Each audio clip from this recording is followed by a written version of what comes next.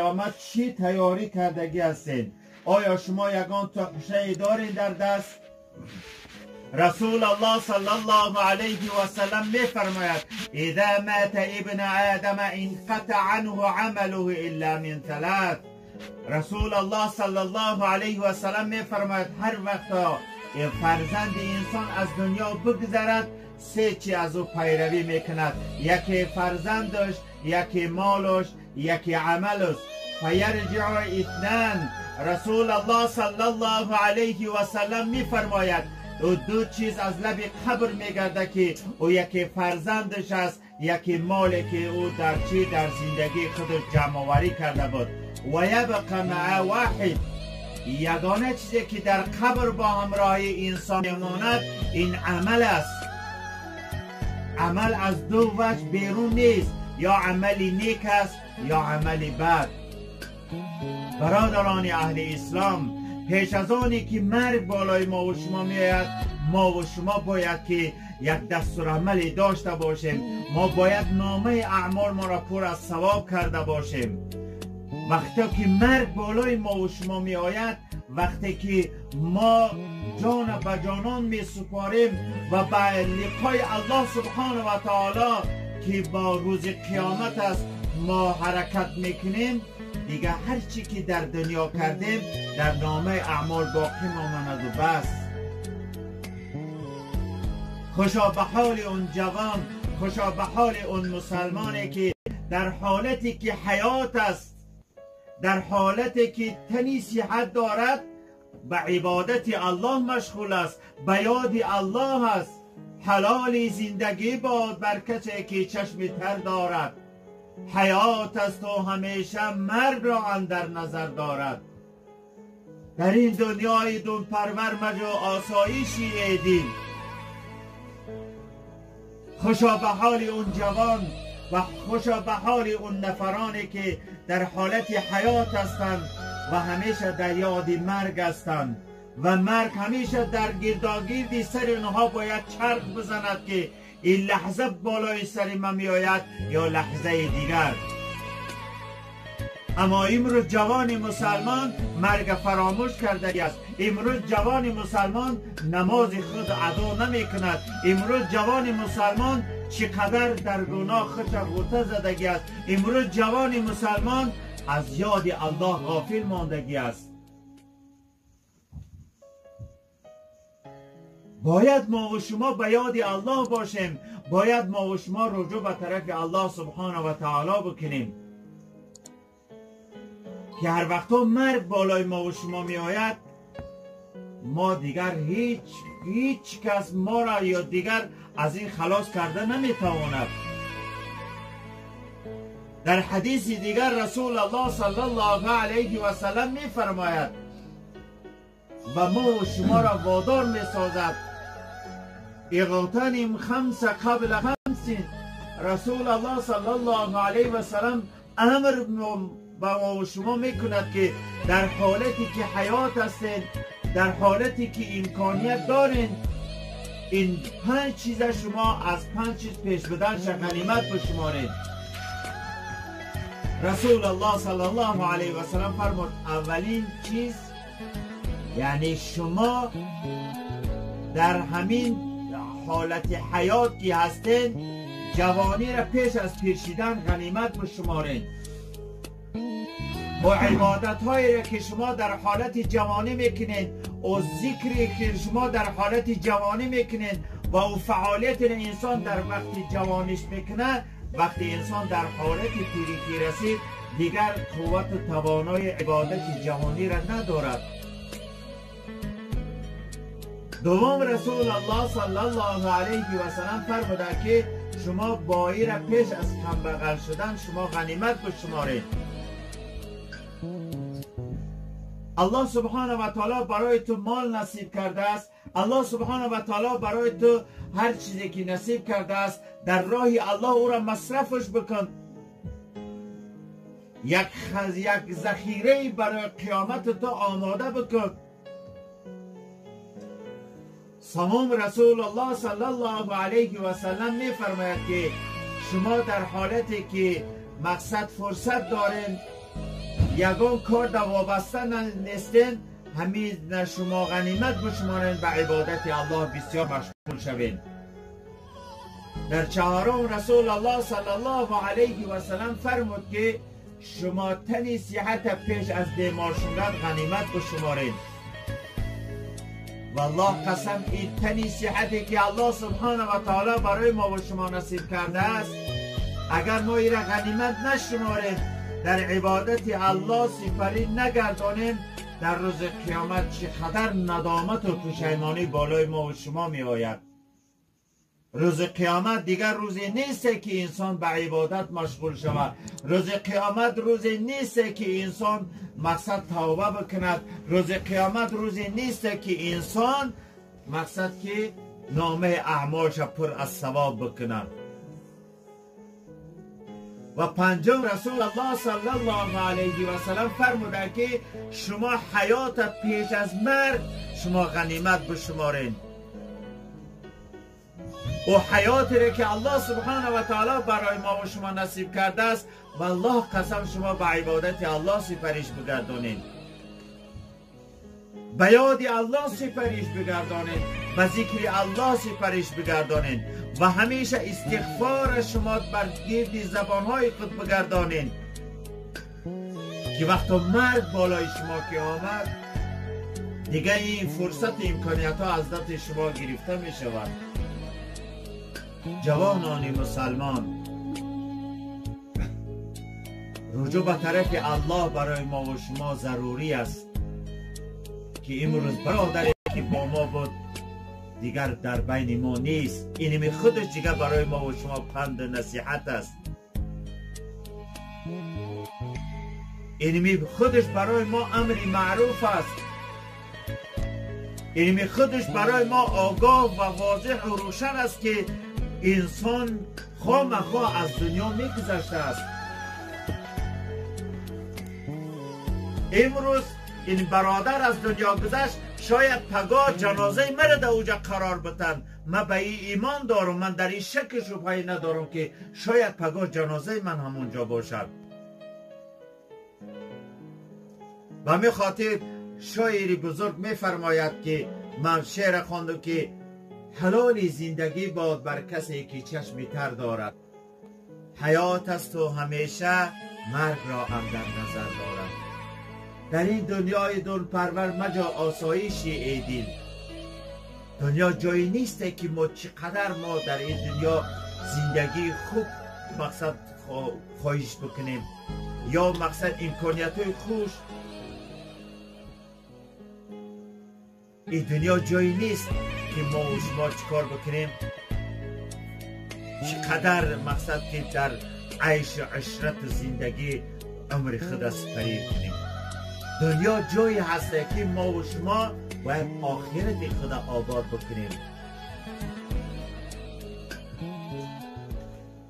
دنیا جایی هست که ما به دیدار خداوند مشرف شدن باید ما آمادگی بکنیم. پیش از آنی که مرگ بالای ما و شما می آید باید حتما ما و شما تیار باشیم، آمادگی دیده باشیم. همه زهر از قاتل ابتدا گرچه شکر باشد. دنیا بسیار زندگیش بسیار شیرین عجیب و گوارا است، لیکن وقتی مرگ بالای انسان بیاید این لذت دنیا براش یک چی می شود؟ یک دم چو زهر می شود. به همین خاطر این برای ما و شما یک درس عبرت است که همیشه به یاد الله باشیم، همیشه رجوع کننده به طرف الله سبحانه و تعالی باشیم که در روز قیامت الله سبحانه و تعالی با هر یکی ما و شما ملاقات میکند و از ما و شما پرسان میکند که در دنیا که اینقدر عمری که برای شما نصیب کردم، در همین طولی که عمری که شما زندگی کردین چی کارهایی را انجام دادین؟ خوشا به حال اون جوان و خوشا به حال اون مسلمانی که در دنیا به عبادت الله مشغول بود. که در حدیثی می آید رسول الله صلی الله علیه و سلم می فرماید در روز قیامت الله سبحانه و تعالی 7 گروه مردم در سایه عرشش میگیره که غیر از سایه عرش دیگه هیچ سایه وجود نداره. یکی از همون گروه جوانی که به عبادت الله کلان شدگی و از دنیا رفته است.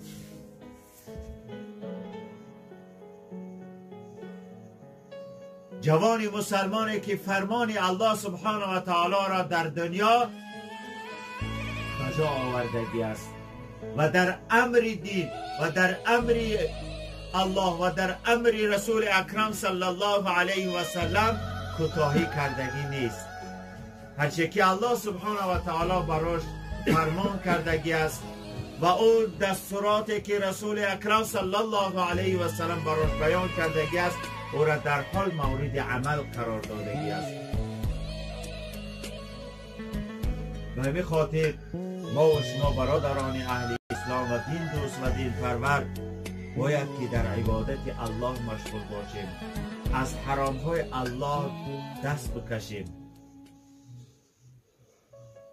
از او کارهایی که مورد غضب الله سبحانه و تعالی می شود، مورد ناخوشی رسول اکرم صلی الله علیه و سلم می شود، از او کارها دست بکشیم و او عملی که باعث خوشنودی الله سبحانه و تعالی می شود اونها را باید مورد عمل قرار بدیم.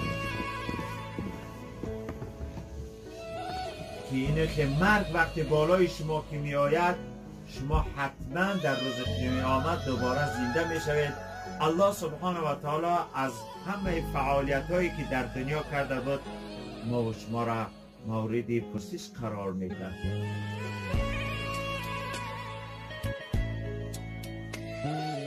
و در حدیث دیگر رسول الله صلی الله علیه و سلم می فرماید که الکائس من دان نفسه و عامل لما بعد الموت. رسول الله صلی الله علیه و سلم می فرماید که آدمی با عقل، آدمی با خیرت، آدمی که اهل فهم است اون نفری است که نفس در کنترل خودش میگرداند و عمل صالح میکند برای بعد از مردنش. اصلا در انسان یک نفس وجود دارد، اما همین نفس انسان در 3 مرحله قرار گرفتگی است. یا نفس انسان اماره بسو است، نفسی است که انسان همیشه به طرف بدی دعوت میکنه که چنانکه که الله سبحانه و تعالی در سوره یوسف را بیان میکنه. و دوم نفس لوامه است. نفس لوامه همون نفسی را میگن که انسان یک کار میکنه در حال پشیمان میشود. و نفس مطمئنه همون نفسی است که هیچ وقت صاحبش اجازت نمیده که دست به گناه بزنه یا از یاد الله غافل بمانه. به همین خاطر رسول الله صلی الله علیه و سلم فرمود که آدمی با عقل و با خیرت همون نفری است که نفس در کنترل خودش میگرداند و عمل صالح میکنه برای بعد از مردنش.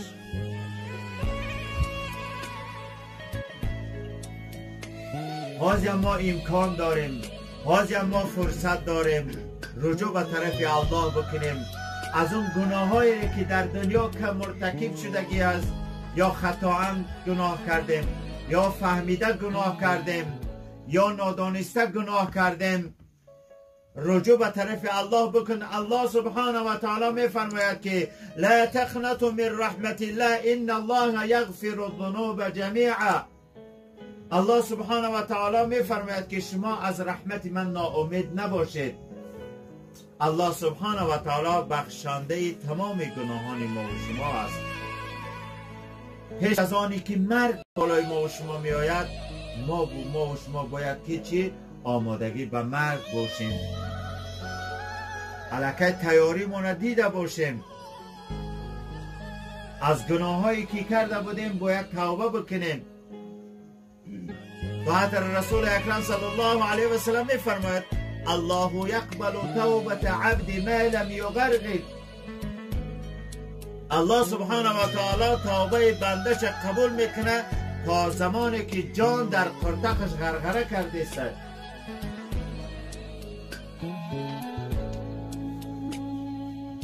تا زمانی که حضرت عزرائیل بالای سر انسان است، اگر انسان توبه بکنه الله سبحانه و تعالی توبه او را قبول میکنه. به همین خاطر برادران اهل اسلام و دین دوست و دین پرور رجوع به طرف الله بکنیم و الله از خودمان راضی بکنیم و او عملهایی را که انجام داده بودیم از او عملهای بد باید ما و شما توبه بکنیم و نامه اعمال را که پر از بدی ها کرده باشیم به سبب توبه کردن، به سبب استغفار گفتن، الله سبحانه و تعالی اونها را از نامه اعمال ما دور میکند. ان الحسنات یذهبن السیئات. به سبب استغفار الله سبحانه و تعالی تمام بدی هایی که در نامه اعمال است او را تبدیل به نیکی میکند.